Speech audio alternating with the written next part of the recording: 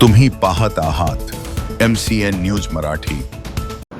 जळगाव जामोद शहरातील चौभारा चौकात श्री संत रूपलाल महाराज पुण्यतिथीनिमित्त आयोजित श्रीमद भागवत सप्ताहाचे 23 मार्च रोजी सांगता झाली।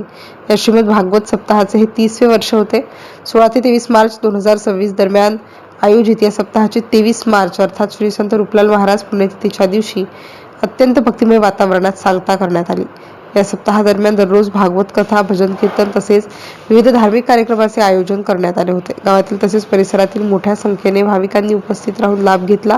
शेवटच्या दिवशी समाज बांधवांच्या वतीने भव्य महाप्रसादाचे आयोजन करण्यात आले होते। या महाप्रसादाचा पंचक्रोशीतील हजारो भाविकांनी लाभ घेतला।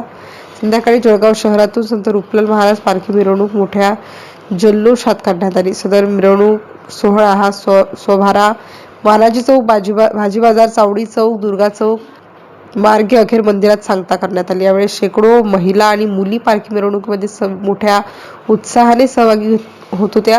महिलांचा विशेष सहभाग हे मिरवणुकीचे विशेष आकर्षण ठरले। यावेळेस नगरपालिका उपाध्यक्ष कैलास पाटील, नगराध्यक्ष गणेश दांडगे, माजी नगरसेवक अर्जुन घोलप, मनीष तायडे, तुकाराम काळपांडे, राजू हिस्सल, अशोक संतोष डोबे, उमेश येऊल यांच्यासह अनेक समाज बांधव मोठ्या संख्येने उपस्थित होते। माजी नगराध्यक्ष भिकारीलाल अग्रवाल यांचे सुपुत्र तथा गोरक्षण संस्थानचे संचालक गोविंद अग्रवाल यांनी मिरवणूकमधील सहभागी भक्तांसाठी विशेष चहा पाण्याची व्यवस्था केली होती। MCN न्यूज मराठीकरिता वैभव वडोदे, जळगाव।